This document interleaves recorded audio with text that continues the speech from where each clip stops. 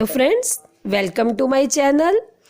आज मैं आपको बीए फर्स्ट ईयर का एक इम्पॉर्टेंट चैप्टर करवाने जा रही हूँ जिसका नाम है आई हैव अ ड्रीम।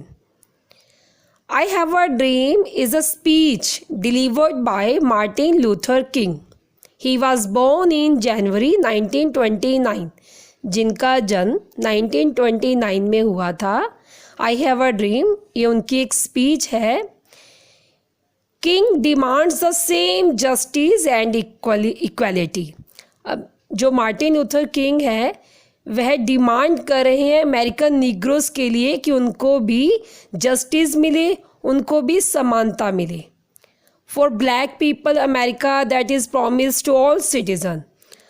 अब वो कह रहे हैं कि ब्लैक अमेरिकन्स को वो सारे अधिकार मिलने चाहिए जो उनसे प्रॉमिस किए गए थे, जो कहा गया था कि उनको वे जस्टिस मिलेगा, उनको इक्वालिटी मिलेगी। King outline the pitiable state of the Negro in America. यहाँ पर अपनी स्पीच में मार्टिन लूथर किंग निग्रोस की दयनीय स्थिति के बारे में बता रहे हैं। They have not been given the liberty and justice. उनको किसी तरह की आज़ादी नहीं है, उनको न्याय नहीं मिलता। They are badly discriminated. उनके साथ बुरा व्यवहार किया जाता है, भेदभाव किया जाता है।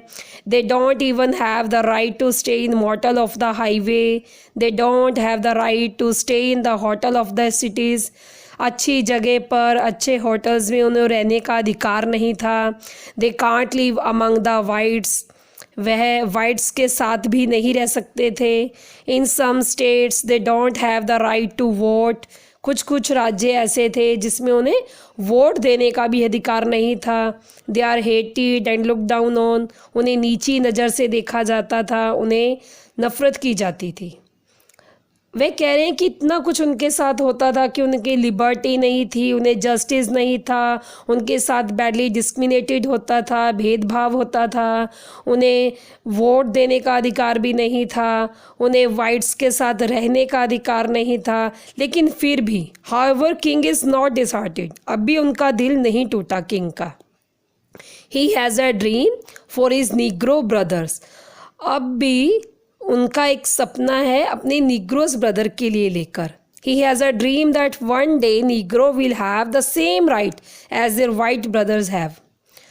अब यहाँ पर जो मार्टिन लूथर किंग हैं वे अपनी स्पीच में कह रहे हैं कि उन्हें अभी भी पूरा ये विश्वास है कि एक दिन ऐसा आएगा जब उनके निग्रोस ब्रदर को वाइट्स की तरह ही अधिकार मिलेंगे। The doors of liberty, justice and opportunity will open for all of God's children. उन्हें ऐसा लगता है कि एक दिन ऐसा आएगा जब लिबर्टी, जस्टिस, अपॉर्चुनिटी के रास्ते भगवान के सभी बच्चों के लिए एक समान खुलेंगे। King was a great orator. Way king एक अच्छे वक्ता हैं। His style was very simple.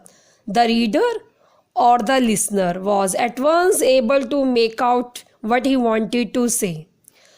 उनका स्टाइल सिंपल है, वे एक अच्छे वक्ता हैं, एक अच्छे ऑरेटर हैं, इसलिए जब भी वह कोई बात कहते हैं उनके रीडर या उनके लिसनर एकदम से वे समझ जाते हैं जो वो कहना चाहते हैं।